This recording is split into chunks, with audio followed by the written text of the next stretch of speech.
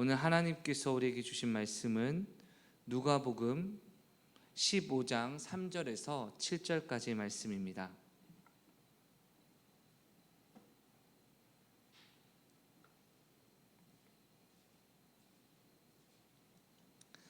누가복음 15장 3절에서 7절까지 말씀,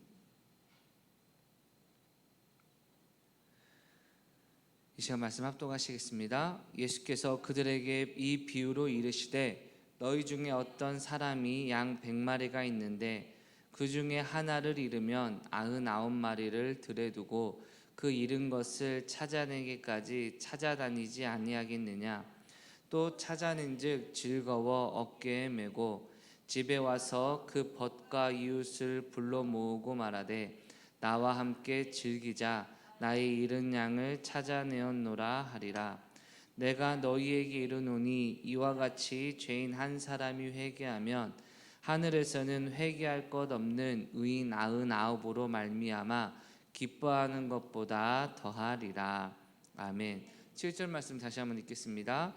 내가 너희에게 이르노니 이와 같이 죄인 한 사람이 회개하면 하늘에서는 회개할 것 없는 의인 99으로 말미암아 기뻐하는 것보다 더하리라. 아멘. 우리 옆 사람에게 인사하겠습니다. 하나님이 당신을 사랑하십니다. 오늘 예배 반가운 얼굴들 많이 참석하셨습니다. 우리 허은희 집사님 반갑고요. 영리 어머니, 그리고 우리 최대웅 형제 어디 있죠? 아까 본 것 같은데 잘못 봤나요 제가? 맞죠? 그렇습니다. 그리고 우리 아들이죠? 아들 등남 이인성 성도님도 함께 오셨습니다. 박수로 한번. 아빠 닮았다는 소문이 벌써 들려오더라고요. 제가 제 첫째 아들을 보면서 나 닮았다고 늘 외치고 다녔는데 둘째를 낳은 이후에 여러분 제가 좀 그 말을 좀 적게 했습니다. 그리고 어느 날 제가 둘째랑 단둘이 잠을 자는데 눈을 떠보니까 여러분 제 유치원 때 제 모습이 제 앞에 이렇게 펼쳐진 거 보면서 진짜 나 닮았다, 와 진짜 지안이 나 닮았다 했더니 지훈이가 약간 볼멘 소리로 언제는 나보고 아빠 닮았다고 했으면서 이러면서 살짝 서운해하는 게 갑자기 생각이 났습니다. 여러분 어쨌든 여러분 오늘 예배 가운데 오신 모든 분들 주님의 이름으로 환영합니다. 어떤 남자 두 명이 논쟁을 벌이고 있었습니다. 여자친구에게 꽃을 사줄 때 꽃을 받은 여자친구가 행복할까? 아니면 여자친구의 행복을 바라보며 꽃을 사준 이 남자가 행복할까? 그러면 누가 더 행복합니까 여러분? 그래서 서로 이야기를 했습니다. 한 남자 얘기합니다.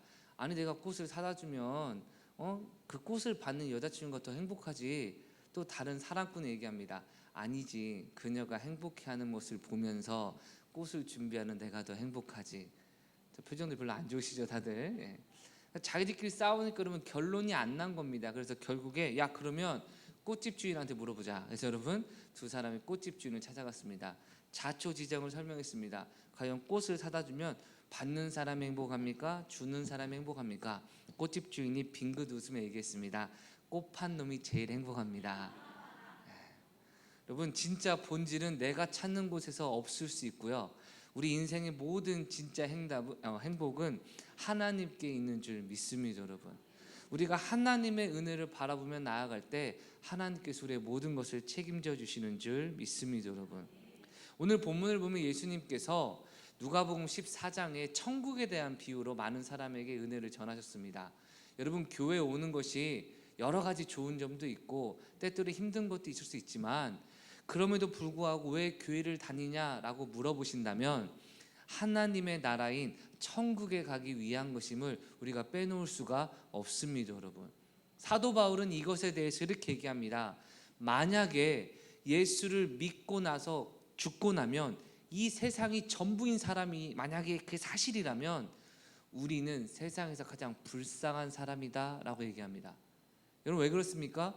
예수 믿으면서 때때로 손해보기도 하고 예수 믿으면서 때때로 힘들기도 하고 물론 기쁜 일도 있지만 이 세상이 전부라면 예수 안 믿는 게 차라리 나을지 모르겠습니다.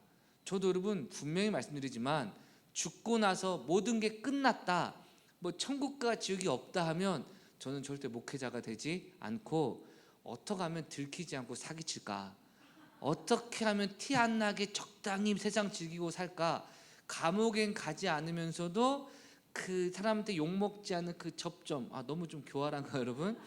아무튼 그 접점에서 정말 할 수 있는 거 다 누리며 살아가고 싶을 겁니다. 왜? 죽고 나면 끝이면 여러분 뭐 인생이 무슨 의미가 있습니까?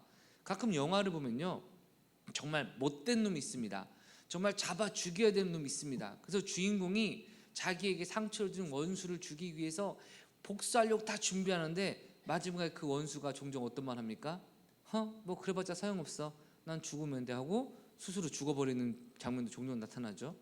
여러분 정말 죽으면 끝이라면요, 저렇게 죽이면 안 돼, 정말 더 강력하게 죽여야 돼, 더 힘들게 죽여야 돼, 여러 가지 의미가 있겠지만 여러분 죽고 나면 끝 아닙니까 여러분? 그러나 성경은 분명히 얘기합니다. 사람이 태어나면 반드시 죽게 되는데 죽고 난 이후에 하나님의 심판이 있다는 겁니다 여러분. 그래서 영원한 천국의 아름다운 영광의 삶을 하나님이 주시기 위해 예수님을 이 땅에 보내셨고 오늘 우리가 예수님을 믿는 것입니다 여러분. 물론 여러 가지 좋은 점도 있죠. 좋은 사람들, 위로되는 사람들, 마음의 평안도 주시고 기도 응답도 주시고 능력과 권능도 주시는 다 풍성함이 있지만 그럼에도 그 모든 것은 한 100년에서 120년이라 할까요? 아무리 길게 잡아도 짧은 인생 끝나면 아무 의미 없는 것이고 영원한 천국에서 영원토록 주님이 주시는 평안과 기쁨과 축복된 삶이 저와 여러분에게 있기 때문에 우리가 오늘 이 자리에 예배를 드리고 있는 거 아니겠습니까 여러분? 하나님의 간절한 소원은요, 저와 여러분이 주님의 뜻 가운데 축복된 삶을 살아가며 주님이 맡기신 사명을 잘 감당하여 마지막 날 영원한 천국에서 주님께 많은 상급과 영광을 누리는 삶을 보기 원하신다는 것입니다 여러분. 그러한 축복을 누리시는 저와 여러분 되시길 주의 이름으로 축원합니다. 그런데 예수님이 이렇게 천국 복음을 설명을 하시는데 비유 내용이 이러한 내용입니다. 어떤 부자가 많은 사람들을 잔치에 초청을 했는데 사람들에게 1차적으로 의사를 묻습니다. 내 잔칫날, 내 생일날 꼭 올 거야? 사람들의 대부분이 가겠다고 얘기하고 일부분은 죄송한데 못 가겠습니다 라고 이제 못 간다고 얘기를 합니다. 그리고 2차 초청 때 이미 온다라고 약속한 사람한테 다시금 편지를 보내서 초청을 하게 됩니다. 그런데 그날 온다고 한 많은 사람들이 뭐라고 얘기하냐? 못 갈 것 같다. 여러분 1차적으로 갈 의사를 표현했는데 두 번째 진짜 초청할 때 거절하는 건 그 당시 유대 문화에서는요, 아주 상대방에 대한 무례, 아주 잘못된 것, 이런 것으로 인식된답니다. 오늘날로 말하면 그런 거 아닐까요? 누가 결혼식을 한다고 해서 제가 결혼식을 갔는데 제가 3만 원을 봉투를 넣으면서 근데 식권 10장만 줘, 우리 가족 9명 왔거든, 근데 밥값은 6만 원짜리. 여러분 이 정도면 민폐 중에 민폐 아닙니까 여러분? 아마 그런 식의 느낌이 그 당시에 약속을 하고 안 가는 것이었다고 합니다 여러분. 그러니까 주인이 너무나 화가 나서 왜 안 오냐고 물어보니까 전부 말도 안 되는 이유. 내가 땅을 샀는데 땅 좀 확인하러, 내가 소를 샀는데 소 좀 테스트해 보려고. 여러분 진작 할 수도 있고 나중에도 되는데 지금 결국 가기 싫어가지고 핑계대는 사람들의 핑계를 듣고 이 주인이 화가 나서 외칩니다. 이 사람들 한 명도 내 잔치 못 올 거야. 그리고 길가에 나가서 병든 사람, 가난한 사람, 부족한 사람, 사람들이 관심 갖지 않는 사람들 전부 모아서 내 잔치에 초대해라 라는 이야기를 하십니다. 그리고 무슨 말씀을 하시냐? 천국은 자기가 의롭다, 자기가 준비됐다는 사람이 가는 것이 아니요, 하나님의 부르심에 순종할 수 있는 부족하고 연약한 자들, 그들에게 천국의 기회가 주어졌다라고 주님이 말씀하신 것입니다 여러분. 이 말을 듣자 사람들이 두 가지 반응으로 싹 나뉘게 됩니다. 나 지금까지 신앙생활 되게 잘했어 라고 하는 사람에게는 기분 나쁘게 들리고요, 나 지금까지 신앙생활 잘 못했어 라는 사람에게는요, 이것처럼 좋은 소식이 없고 다시 한번 기회가 있으니 그들이 기뻐하기 시작하는 겁니다. 여러분 혹시 패자부활전이라는 얘기를 들어본 적 있으십니까? 한번 졌지만 다시 한번 기회를 줘서 다시 한번 승리자처럼 싸울 수 있는 기회를 주는 것 아니겠습니까? 마치 영적인 패자 부활전처럼 하나님께서 부족하고 연약한 자에게 다시 한번 은혜를 주신다 약속하고 계시는 것이죠. 그러니까 이 말을 들은 나름 열심히 잘하고 있다고 생각했던 사람들이 불만을 터뜨리자 예수님이 그들의 잘못된 생각과 하나님이 얼마나 우리를 사랑하시는지를 말씀하기 위해 오늘 본문의 말씀을 하고 계시는 것입니다. 이 비유의 내용은 이렇습니다. 어떤 사람이 100마리의 양을 키우고 있는데 그 중에 한 마리가 길을 잃어서 다른 곳으로 갔습니다. 여러분, 유대의 문화를 좀 아셔야 될 게 무엇이냐? 유대인들은요, 양들을 목자들이 모을 때 한 공간에 여러 목자의 양을 다 모아놓습니다. 여러분, 우리가 볼 때는 흰 양이 다 흰 양이고 저 양도 다 양이기 때문에 구별이 됩니까? 안 됩니까?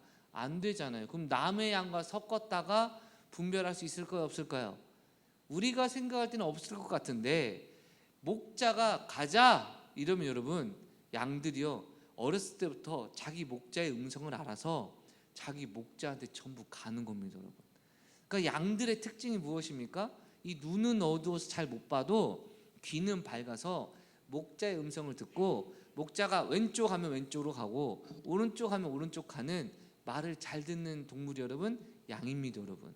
그런데 이 양 중에 한 마리가 길을 잃어버렸다는 건 목자가 인도하는 대로 안 갔다는 것을 이미 의미하고 있는 겁니다, 여러분. 우리 어버이날이 되면 자녀들이 부모님에게 카네이션을 만들고 엄마 사랑해요, 아빠 사랑해요. 제 아들도 여러분 학교에서 편지를 써왔는데 우리 아빠는 야구와 고기를 좋아합니다. 맨 마지막에 아빠 사랑해요 이렇게 써있더라고요. 그래서 제가 좋아가지고 아빠 사랑해요만 보였는데 여러분, 근데 아이들이 여러분 그런 편지나 선물을 줄 때 우리 부모님들은 어떤 말씀하십니까? 아이고 고맙다, 이렇게 아빠 엄마 사랑해 주니까 고맙다라고 하십니까? 아니면 저도 어느 순간 그 말이 입에 붙더라고요. 이런 거 말고 말이나 좀 잘 들어 라고 얘기를 하는데 눈빛들을 보니까 저만 그런 거 같네요. 다들 말 잘 들어서 그런 말 안 하시나 봐요. 여러분, 자녀가 말을 안 들으면요, 말 좀 들어 말 좀 들어, 이게 부모의 마음인데 지금 양 한 마리가 목자 말 안 듣고 다른 곳으로 가버려서 사라져 버렸습니다. 여러분이 목자라면 화가 나겠습니까? 아니면 우리 양이 어디 숨었지, 숨바꼭질 하려나 라고 기쁜 마음으로 찾으시겠습니까? 여러분, 화가 날 겁니다. 이놈 새끼 어디 갔어? 왜 또 안 갔어? 그러면 여러분 그때부터 우리는 어떻게 합니까? 여러분 선택입니다. 99마리 양이라도 있으니까 그냥 가자 하고 버리고 가는 거, 또는 그 한 마리가 그것도 내 양이기 때문에 99마리는 들에 놔두고 한 마리를 찾으러 가는 거. 여러분 어떤 선택하시겠습니까? 좀 이해가 안 되시나요? 여러분 지갑에 100만 원 있습니다, 현금으로. 그 중에 10,000원이 없어졌습니다. 99만 원 있는데 상관없어 하시겠습니까? 아니면 10,000원 누가 가져갔을까 생각하십니까? 혹시 10,000원 잃어버려도 상관없어 하는 분은 제 사무실에 지갑 좀 놓고 가시면 감사하겠습니다. 시작. 근데 여러분 대부분 사람들 어떨까요?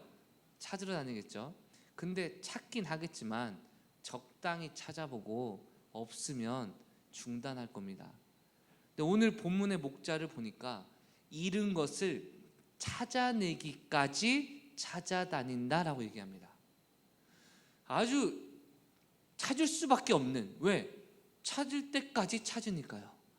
여러분 열심히 산과 골짜기와 비탈길과 여러 군데를 다니겠죠.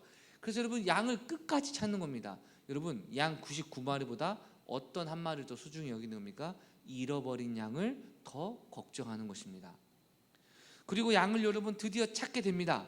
여러분 만약에 저와 여러분이 이 양을 찾았다면 뭐 하겠습니까? 저 같으면 여러분 가자마자 양의 여러분 뒤통 한 대를 때리겠습니다. 여러분 이놈 새끼 또 말 안 들어, 또 말 안 들어. 근데 여러분 이 목자는 어느 정도냐? 한번 5절 읽어볼까요? 또 찾아낸즉 즐거워 어깨에 메고. 여러분 양 여러분 말 안 듣고 오는 거면 적어도 적당한 징계는 있어야 되지 않겠습니까? 너 2발로 서서 와. 좀 덜 받으면 물구나무 서서 와.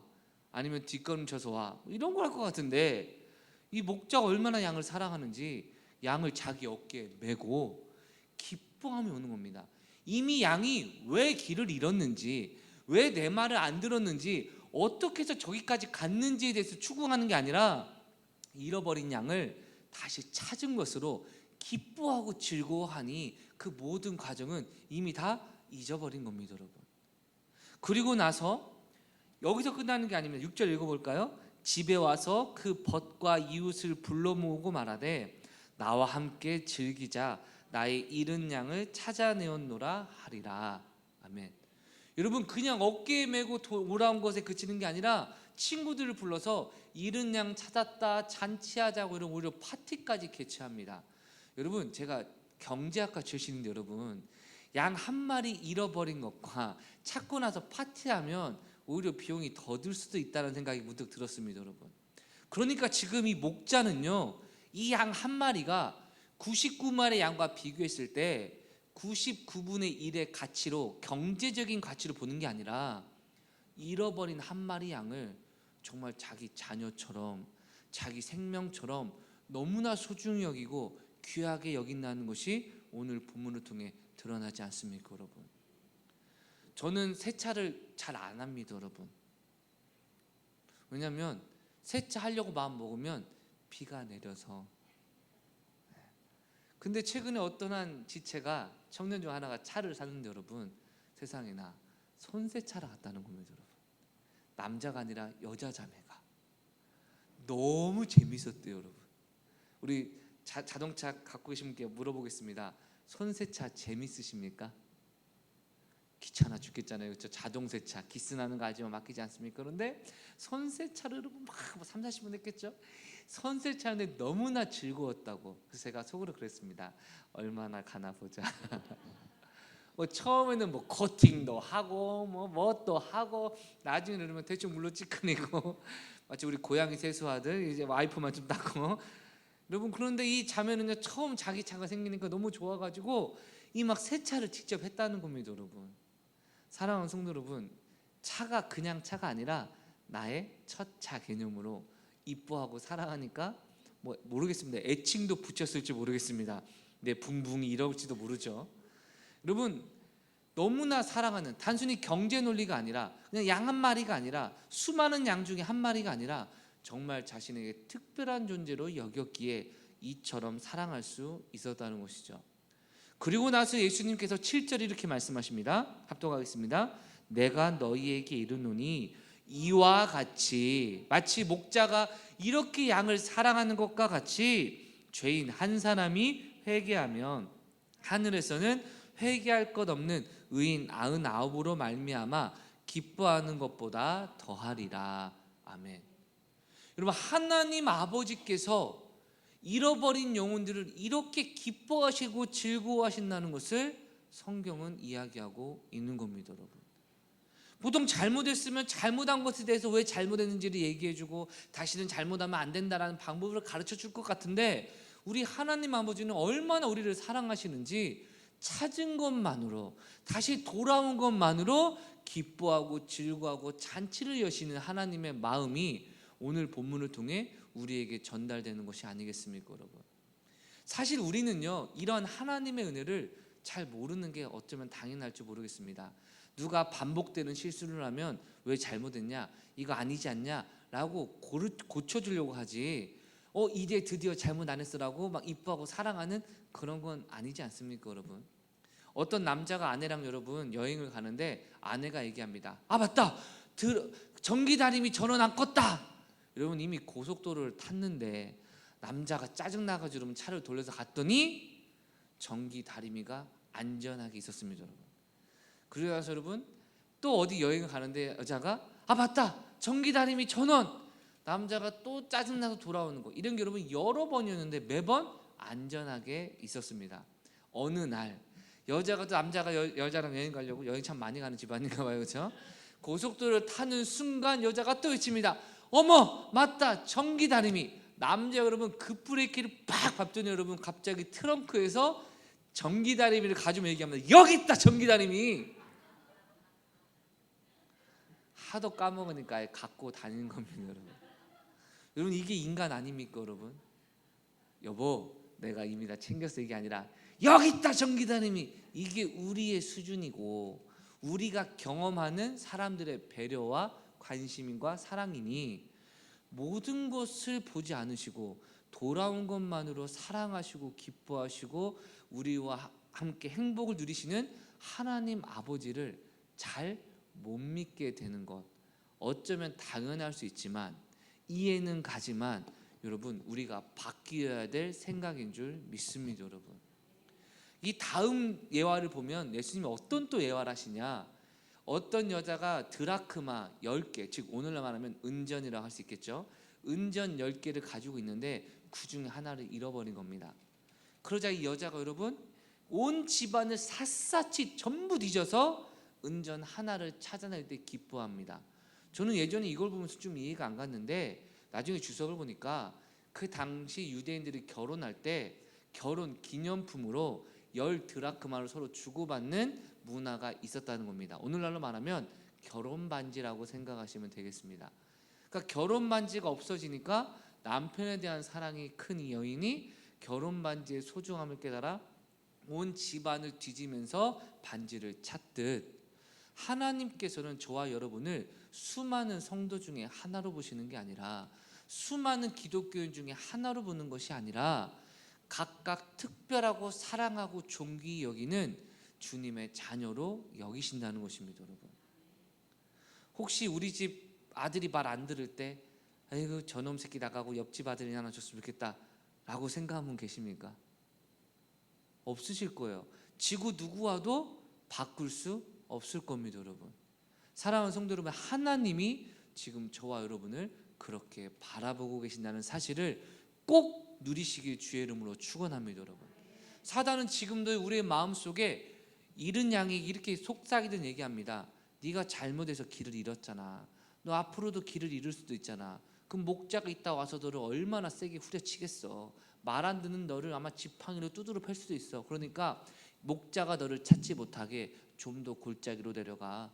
목자가 너를 찾지 못하게 좀 더 산 위로 올라가. 왜냐하면 목자가 화가 단단히 났을 거야. 왜? 네가 목자 말 안 듣고 떠났잖아. 그러니까 네가 안전한 방법은 목자로부터 또 도망가는 거야 라고 말하듯, 오늘날 저와 여러분에게 하나님의 말씀에 제대로 살지 못했거나 하나님 말씀에 연약한 모습이 보이면 하나님으로부터 도망쳐. 그래야 불편함이 사라지잖아. 신앙생활 제대로 못한다고 하는 찔림에서 도망쳐. 마음을 강팍하게 하든지 교회를 이탈하든지 아니면 신앙으로부터 멀리 떨어진다든지 설교든 찬양이든 그냥 전혀 듣지 않는 듯 어떻게든 하나님으로부터 멀어져. 여러분, 사단은 지금도 우리를 유혹하고 있지 않습니까? 여러분, 얼마 전에 어떠한 지체가 그런 얘기가 하더라고. 오랜만에 교회 예배, 새벽 예배 참석을 하니까 되게 어색하고 되게 부끄럽고 안 가면 안 될까라는 생각이 들었다는 겁니다. 그래서 얘기했습니다. 아마 오늘이 제일 힘들 거야. 근데 오늘이 지나면 이제부터 계속 쉬워질 거야. 맞습니까? 틀립니까? 여러분, 처음이 제일 어려운 거 아닙니까?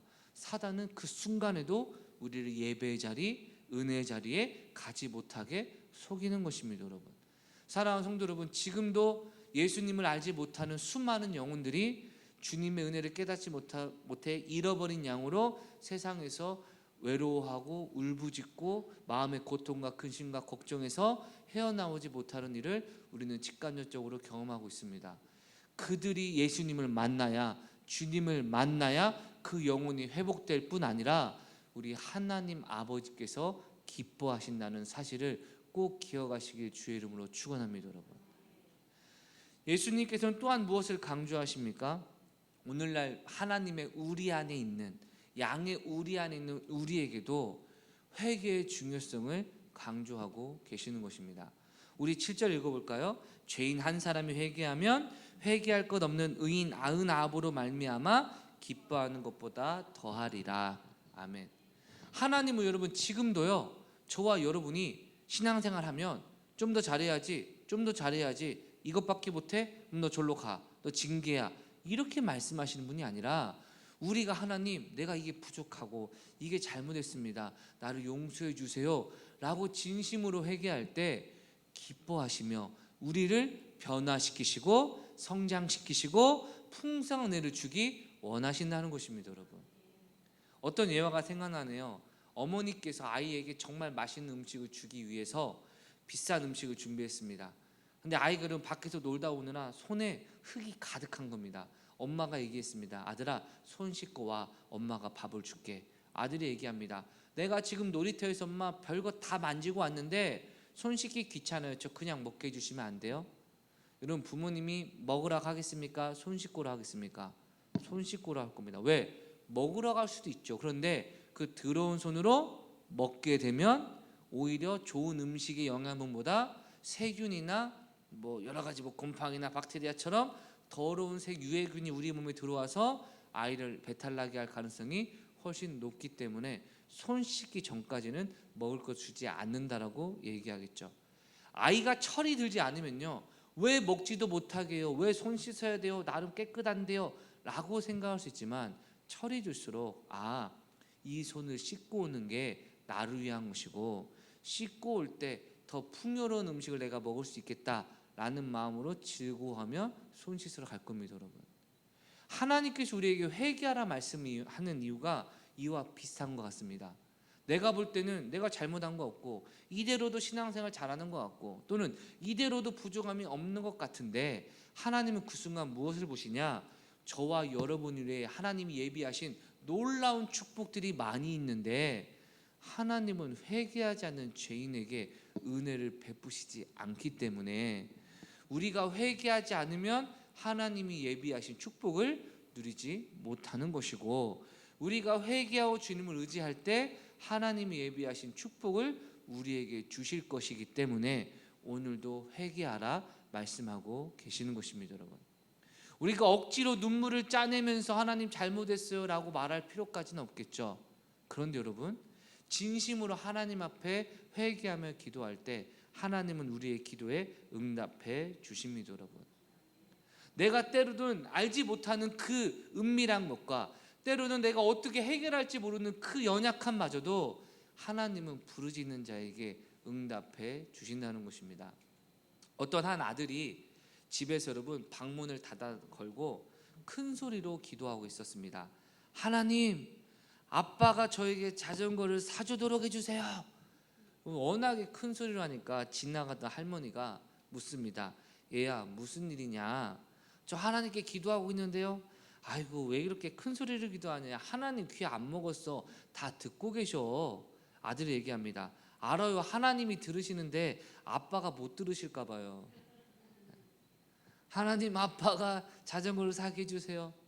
여러분, 만약에 우리의 회개와 기도가 매 순간 하나님이 잘 들으시도록, 혹시 내 기도 놓치실까봐, 혹시 내 기도 이해 못하실까봐 걱정할 필요가 있습니까? 없습니까? 없습니다. 여러분, 전 참 신기한 게요, 좀 유치한 생각이지만 한국어로 기도해도 하나님 알아들으시고 미국 사람은 영어로 기도해도 알아들으시고 참 하나님이 얼마나 우리에게 맞추시는지 여러분 다 우리가 느껴지지 않습니까?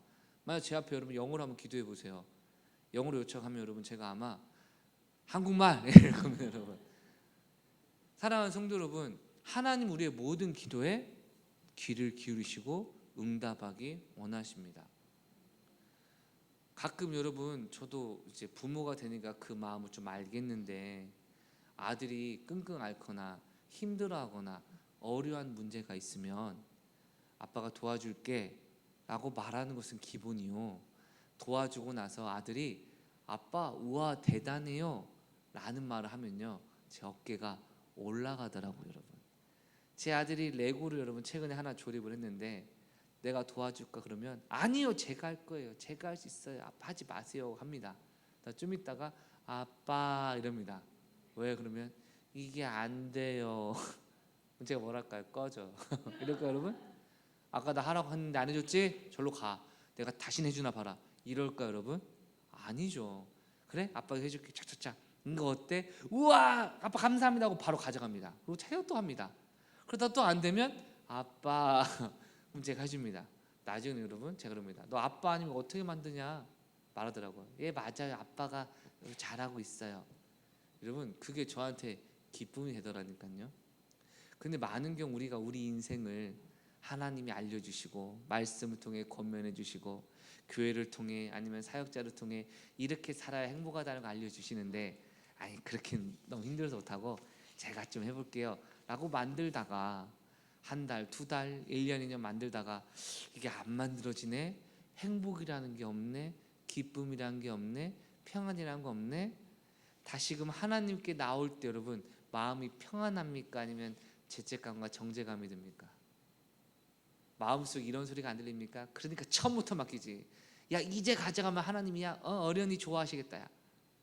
저만 그런 음성이 많이 들렸나 봐요. 여러분 지금 금시초문이라는 표정이신데, 근데 여러분 하나님께 나아가면 주님은 언제나 그렇듯 우리를 사랑하사 우리가 왜 잘못됐는지에 대한 책망과 비판보다 우리를 사랑하시고 우리의 삶을 변화시켜 주시는 은혜가 지금 저와 여러분 각각 개인을 위해 예비되어 있다는 것입니다. 여러분, 탕자의 비유가 유명한 비유죠. 한 아들이 아버지께 얘기합니다. 아버지, 나 집 나가고 싶어요. 아버지의 유산을 미리 좀 주세요. 여러분, 아버지가 살아 생전에 유산을 받는 건 불효고, 실제로 유산을 여러분 살아 생전에 받으면 제가 알기로는 절반 정도밖에 못 받는 걸로 알고 있습니다. 유대 그 당시의 문화에. 그러면 아버지가 돌아가시 전에 유산 달라는 건 나에게 정해진 유산 절반만 받아도 좋으니까 이놈의 집구석 나가고 싶어요 라는 의미가 담겨져 있는 겁니다. 여러분, 아버지가 허락합니다. 그래도 그 유산이 제법 됐나 보죠. 다른 나라 가가지고 흥청망청 다 씁니다. 성경에 보니까 여러분 창기들과 함께 먹었다고 얘기하는 걸 보면 말 그대로 음란하고 타락하고 죄악을 지내며 아버지에 대한 불효도 저지르고 세상적으로 볼 때도 지탄받을 만한 행동으로 모든 돈을 전부 다 탕진해 버렸습니다. 그러자 이제 먹고 살 게 없으니 어디로 가냐? 돼지 치는 자에게 갑니다. 여러분, 유대인들은요 돼지를 혐오하기 때문에 돼지를 친다는 건 우리로 말하면 뭐 어떤 걸까요? 정말 바퀴벌레 농장에서 바퀴벌레 양식하는 일을 한다. 생각보다 전 바퀴를 너무 싫어해서 여러분, 애완 바퀴벌레 관리를 해준다, 이런 느낌과 비슷한 겁니다. 그러니까 얼마나 싫은 걸까요? 그런데 돼지 치는 일을 하는데 먹을 것을 안 주니까 돼지가 먹는 쥐염 열매, 여러분 정말 맛도 더럽게 없는, 여러분 맛있으면 돼지 주겠습니까? 내가 먹겠습니까? 차라리 맛있는 거 돼지 주느니 내가 맛있는 거 먹고 내가 돼지 된 게 낫잖아요. 어쨌든 내가 먹는 게 낫지 않습니까? 근데 쥐염 열매는 진짜 맛도 없고 막 떫고 막 그런 열매랍니다. 근데 그것도 안 주는 겁니다. 돼지 먹어야 된다고. 그러니까 그가 그 비참한 순간에 두 가지 생각을 하지 않았겠습니까? 아버지 말 안 들어서 이렇게 왔어서 결국 아버지 말 들을 걸 그랬다, 내 인생은 이제 끝났구나 생각하는 것과 동시에, 근데 성경은 이렇게 얘기합니다. 아들이 얘기합니다. 내가 여기서 굶어 죽게 되었구나. 그런데 생각해 보니 우리 아버지는 이 하인들을 굶게 하시지 않으셨는데, 그래 내가 차라리 아버지 집으로 가서 종이 되어야겠다. 차마 아들이라고 요청은 못하고 종이 되어야겠다. 여러분, 아들이었던 자가 그리고 하인을 부렸던 자가 그 하인과 비슷한 자가 되어 아버지의 시중을 들고 하인들과 똑같은 대우를 받는 게 쉽겠습니까? 어렵겠습니까?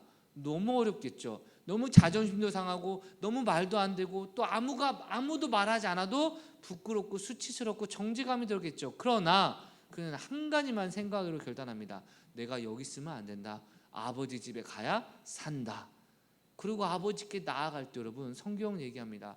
아직 거리가 너무 먼데 이 그짓골이 된 아들의 모습을 보고 아버지가 먼저 달려오기 시작합니다. 여러분, 조선시대 때 양반이 뜁니까 안 뜁니까? 안 뛰죠. 뛰면 채통이 없는 것이죠. 유대인들도 늙은 노인이 뛴다는 건요 천박한 일로 보이는 일인데, 지금 아버지는 아들이 너무나 보고 싶으니까 주변 사람들이 천박한 짓 하고 있네라는 소리를 개의치 않고 뛰어갑니다. 그리고 아들을 보자마자 아들이 얘기합니다. 아버지, 내가 하늘과 아버지 앞에 죄를 범했습니다. 그러니까 나를 이제 아들로 보지 마시고 품꾼, 즉 종 중에 하나로 보세요 라고 말을 하기 직전에 먼저 아버지가 그를 끌어안고 죽었던 내 아들이 돌아왔다, 기뻐하자고 여러분 잔치 여는 모습, 그리고 아들의 옷을 전부 아들을 씻기고 옷을 입히고 아들의 고난인 반지를 주고 신발도 주고 완전히 아들의 권위를 회복시키는 모습, 집안에 있는 큰아들이 그것을 보고 질투하며 분노할 만큼 그 아들의 고난을 아버지가 다 회복시켜주는 모습으로 하나님 아버지가 저와 여러분을 이토록 사랑하시기에 우리가 연약함과 제약이 있거나 주님의 임재 가운데 있지 못한다면 언제든지 하나님 앞에 나아가 기도하고 주님을 구할 때 주님이 만나주시고 회복시켜 주심을 여러 군데에서 강조하고 있습니다. 여러분, 사랑하는 성도 여러분, 이번 한 주 동안 신앙생활 하시면서 하나님이 이렇게 사랑이 많으시고 언제나 나를 회복하기 원하시고 나에게 복 주기 원하시는 좋으신 아버지로 느껴지셨습니까?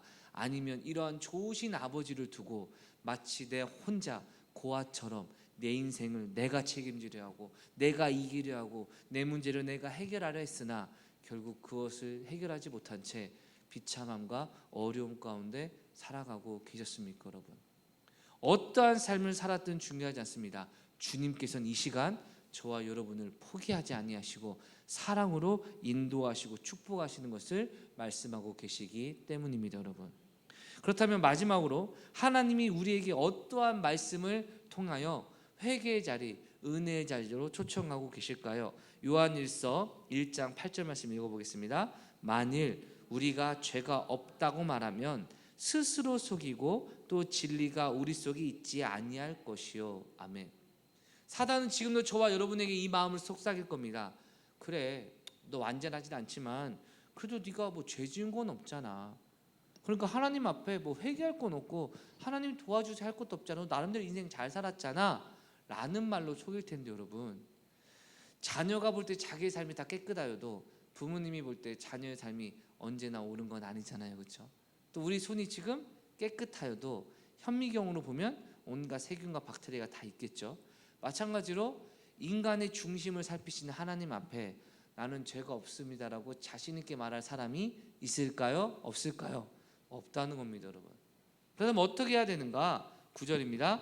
만일 우리가 우리 죄를 자백하면 그는 미쁘시고 의로우사 우리 죄를 사하시며 우리를 모든 불의 속에서 깨끗하게 하실 것이요, 만일 우리가 범죄하지 아니하였다 하면 하나님을 거짓말하는 이로 만드는 것이니 또한 그의 말씀이 우리 속에 있지 아니하니라.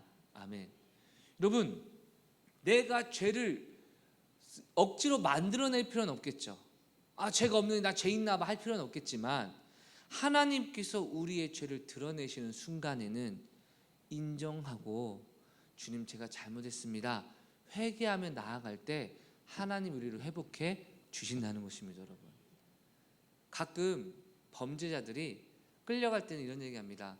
나는 죄가 없어, 나는 죄가 없어. 그런데 여러분, 형사나 검사가 아주 체계적으로 자료를 준비하고 여러분 전문 기법으로 취조를 하면요, 그 명백한 증거 앞에 예, 제가 잘못했습니다 라고 인정하는 경우가 많지 않습니까? 여러분, 저와 여러분이 매 순간 나의 죄를 인식 못할 수도 있지만 하나님께서는 예배를 통해서 이 시간 설교를 통해서 우리의 죄를 깨닫게 하십니다. 여러분, 때때로 위로도 하고요, 때때로 권면도 하지만 때때로 말씀을 통해 책망도 합니다. 그럴 때 사단 우리를 어떻게 속입니까? 죄 없다 말하면 진리 가운데 거하지 않고 나는 범죄한 적이 없다 말하면 하나님을 거짓말한 자로 만드는 방법이 뭐냐? 목사님 말씀은 뭔지 알겠는데 나는 해당 안 돼. 또는 내가 그런 부분이 있는데 저건 목사님이 잘못 생각하는 거야. 여러분, 이런 식으로요, 그냥 설교를 사람의 말로 받아버리면 회개할 게 있을까요? 없을까요? 없죠. 그런데 사도 바울이 데살로니가 성도에게 말한 것처럼 너희가 참 잘하는 것이 무엇이냐? 우리가 하는 말을 사람이 하는 말로 받아들이지 않고 하나님의 말씀으로 받아들이니 이것이 진정으로 옳도다. 이렇게 받아들이는 사람에게 그 말씀이 살아 역사하느니라. 아멘. 때때로 이런 얘기를 이번 주에도 한번 들었습니다. 무슨 얘기냐? 어떤 리더가 셀가족과 신방을 했답니다. 그래서 이런저런 얘기를 했답니다. 그리고 이번 주에 제가 설교를 하는데 자기가 했던 얘기를 그대로 제가 했다는 겁니다. 그러니까 그 중에 한 사람은 정신을 말똥말똥 차렸으니까 리더님이 그때 얘기했던 거 목사님이 이번에 설교 때 얘기하는 거 보고 소름 돋았어요. 왜 그럴까요? 제가 그 얘기를 모르니까요. 제가 사기꾼이 아닙니다, 여러분. 네. 그러니까 와, 소름 돋는다. 그래서 막 놀랐고, 제일 놀란 게 누굴까요? 리더 본인이겠죠. 내가 얘기했는데 목사님 자기 했던 말 그대로 했다는 겁니다. 그래서 이 리더가 너무나 기뻐가지고 이 겉면에 있던 또 다른 사람한테, 야, 또 목사님 말씀 들었지 했더니 이 사람 말하기를, 아, 죄송해요, 새벽에 졸아서 잘 못 들었어요. 그럴 수도 있더라고요, 여러분. 근데 여기서 말하고자 하는 것이 무엇이냐, 그런 것처럼 제가 대단하다, 제 말 들어라, 이게 아니라 하나님께서 예배를 통해, 설교를 통해 오늘날 저와 여러분에게 주고자 하는 메시지로 전파하실 때 회개할 것이 있다면 철저히 회개하시고 변하시면 되는 것이고, 정말 회개할 것이 없도록 깔끔하다면 회개 안 하고 감사하면 되지 않겠습니까, 여러분? 대신 이 말씀은 마지막으로 드리고 마치겠습니다. 여러분, 어떤 사람이 야구를 한번 한다고 가정해 보겠습니다. 이제 학생입니다. 야구를 배웁니다. 근데 지금 전 세계적으로 여러분 야구를 제일 잘하는 사람 중에 손꼽히는 사람이 일본 사람인데 오타니 쇼헤이라는 사람입니다. 한 번쯤 들어보셨습니까? 오직 예수 그리스도 복음 외에는 알지 않기로 작정하셨기에 여러분, 네이버에서 오타니 치면 나옵니다. 여러분, 진짜 일본 사람인데요, 정말 훌륭한 사람이고 인성 뭐 아니면 뭐 성격, 실력, 모든 것이 훌륭하더라고요. 참, 이 사람이 이런 사람이 있을 수 있나 싶을 정도로. 그 사람 여러분 10년을 계약했는데 여러분 연봉이 1조입니다. 1조. 아, 놀라지도 않으시네요. 근데 이 집안이 얼마나 좋은 집안이냐면, 엄마 아빠가 집안 리모델링 하니까 아들이 여러분 1조 몇 천억 번 아들이 제가 해드릴게 했더니 엄마가, 네가 왜, 너는 네가 써, 나중에 돈 써, 우리가 알아서 할게. 형이 여러분 집을 새로 사느라 2억 3천만 원을 대출 받았답니다. 그러니까 이 동생이, 형 내가 사줄게. 여러분 얼마라고요? 1조. 근데 형이, 왜 네가 다 해줘? 그럼 내가 알아서 할 거야, 내 집인데 왜 네가 해? 그래서 형제들이 손도 안 벌리고, 그 아내도 여러분 남편이 얼마라고요? 1조 버는데 아이폰 11을 쓰고 있어 합니다, 여러분. 4년째 같은 핸드폰. 그러니까 근검하고 한때 소나타 타고 다녔어요, 여러분, 오타니가. 진짜 훌륭한 사람이죠. 어쨌든 그렇게 훌륭한 선수가 여러분의 자녀의 야구를 훈련하는 아들의 코치를 1시간 봐준다면 여러분 어떤 걸 물어보시겠어요? 우리 아들이 잘하는 거를 잘하는지 물어보시겠어요? 우리 아들이 못하는 걸 어떻게 잘할 수 있을지를 물어보시겠어요? 여러분, 잘한 것을 얘기해봤자 훌륭하다고 가면 끝이잖아요, 그렇죠? 그런데 못하는 걸 얘기하면 어떻습니까? 아, 이거는 그렇게 하면 안 되고요, 이건 이렇게 해야 되고, 알려줄 때 아이가 성적이 확 좋아지겠죠, 그렇죠? 근데 아들이 이 말하면 어떻습니까? 엄마, 세계적인 선수 앞에 왜 내 약점 드러내요? 여러분 어떤 마음이시겠습니까? 주둥이 찢어야지. 그러니까 아들아, 약점을 드러나는 것을 부끄러워하는 게 아니라, 약점이 드러날 수 있지만 세계적인 선수한테 티칭을 받으면 그 약점을 고칠 수 있는 놀라운 게 아니겠냐? 맞습니까? 틀립니까?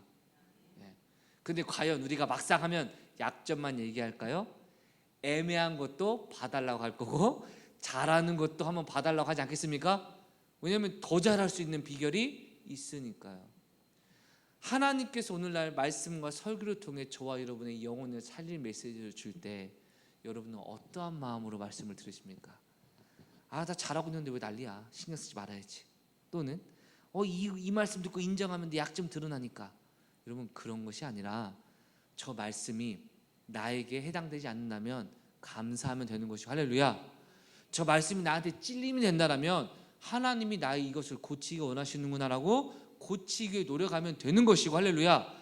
이게 내한테 적용되는 것 같기도 하고 아닌 것 같기도 하면 목사님을 찾아가든지 리더를 찾아가가지고 이게 내가 맞는 거예요, 틀리는 거예요, 내가 교만한 거예요, 아닌 거예요 물어보면 나도 모르는 실력이 성장할 수 있으니 여러분, 이것이 진짜 좋은 것이 아니겠습니까? 할렐루야. 사단은요 지금도 우리를 속입니다. 부끄럽잖아요. 잘하고 있는데 왜 잔소리하세요? 잘하고 있는데 뭐라고 하세요? 여러분, 설교는요 하나님이 저와 여러분을 회복시키시고 성장시키시고 복주시기 위한 하나님의 말씀인 줄 믿습니다, 여러분. 그래서 우리가 어떠한 죄든지 자백을 하면 그분 우리의 죄를 용서하시고 모든 불의에서 깨끗하게 하실 뿐 아니라 저와 여러분에게 약속하신 놀라운 축복을 공급하신다. 성경은 증거하고 있습니다. 말씀을 마치겠습니다. 오늘날 나의 삶이 너무 만족스러우신가요? 예전에 어떤 연예인 보니까 자기가 너무 사랑스러워서 자기한테 막 뽀뽀를 하더라고요. 너 이쁘다 이쁘다. 여러분, 저는 제 모습 보니까 만족스러운 것도 있지만 고치고 싶은 것도 많고요. 이게 잘하고 있는 건가 못하고 있는 건가 고민되는 영역도 있습니다. 그런데 하나님께서 고쳐주시기만 한다면 어떤 것이든 최선 다해 변화되고 싶은 마음을 가지고 있고, 여러분도 그러한 마음을 가지시길 권면합니다. 여러분, 교회는 너 얼마나 잘해, 이거 했어 안 했어 책망하거나 너 그거밖에 못해 비판하는 공동체가 아니라 목사로부터 모든 평신도까지 온전한 사람 하나 없이 하나님의 은혜로 오늘도 살아가는 사람이니 서로가 서로를 감싸주고 섬겨주고 세워주면서 모두가 주님의 그 뜻과 축복을 풍성히 누려야 될 줄 믿습니다. 여러분, 그 시작이 오늘이 되시고 그 과정이 오늘이 되고 그 풍성한 열매를 오늘 누리시는 전성의 모든 가족 되시길 주의 이름으로 축원합니다. 기도하겠습니다. 하나님, 우리의 모든 삶을 주관하시는 신실하신 하나님의 은혜를 바라보며 나아갑니다. 여전히 나는 부족하고 나는 연약하지만 그러나 하나님의 뜻 가운데 지금 여기 우리를 불러주셨습니다. 여전히 부끄럽고 여전히 부족한 모습이지만 있는 그대로 우리를 품어주시는 주님의 얼굴을 보기 원하며 나아가오니 이 시간 이 찬양으로 주님 앞에 나아갈 때 우리의 마음을 회복시켜 주시고 은혜 더하여 주시옵소서. 예수님의 이름으로 기도드렸습니다. 아멘. 하나님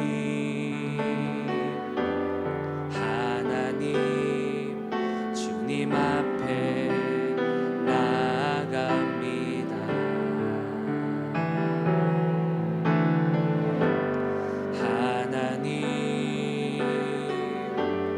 하나님 오직 주만 바라봅니다. 오늘 말씀을 기억하며 다시 한번 하나님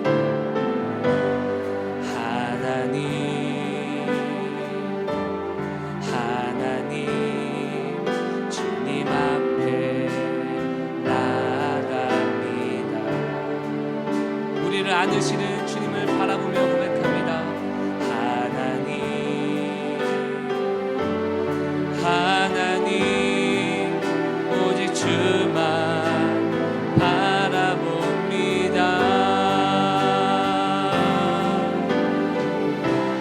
주를 향한 내 삶의 고백, 부끄러운 모습이지만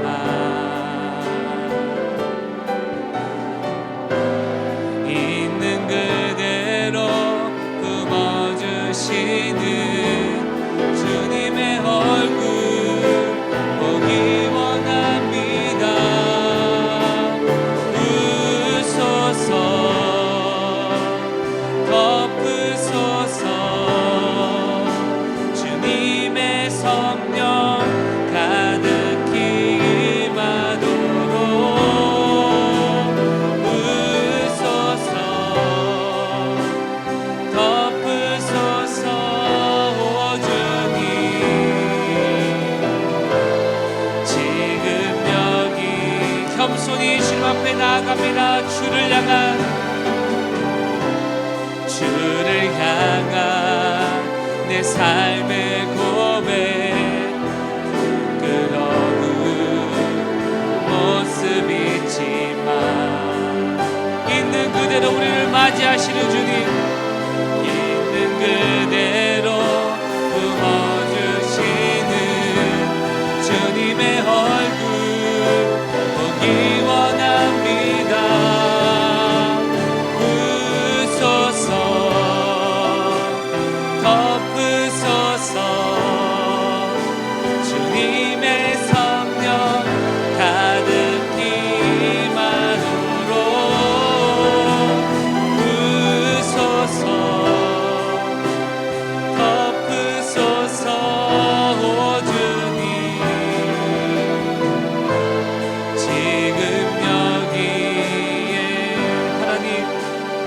우린 너무나 연약하고 부족합니다.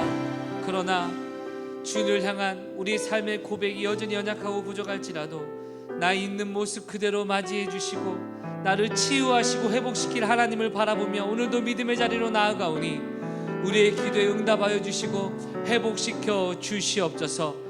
우리의 삶을 성령의 능력으로 부어주시고 하나님의 사랑으로 덮어주사 늘 감사와 기쁨과 하나님께 영광 돌리는 거룩한 삶 살아가는 천성의 모든 가족 되게 하여 주시옵소서. 또한 지금도 예수님의 잃어버린 양들이 이 세상을 헤매고 있고 참된 평안을 누리지 못하고 있습니다. 우리가 하나님의 사랑을 누린 자로서 잃어버린 영혼에게 복음을 들고 나아가 그들에게 주님의 사랑을 전하고 주님의 사랑을 누리며 함께 주님을 예배하는 예배자로 세울 수 있도록 성령으로 인도하여 주시고 충성하게 하여 주시옵소서. 역사하신 주님 감사하며 예수님의 이름으로 기도드렸습니다. 아멘. 이제는 우리 구주 예수 그리스도의 은혜와 하나님의 무한하신 사랑과 성령님의 교통하심의 은총이 나의 연약함에도 불구하고 내가 죄인 되었을 때 자신의 아들 예수 그리스도를 십자가에 죽이시기까지 나를 향한 사랑을 확실히 증거하신 하나님을 믿고 신뢰하며 오늘도 나아가는 천성의 모든 가족들 삶 가운데 이제부터 영원토록 함께 있을지어다. 아멘.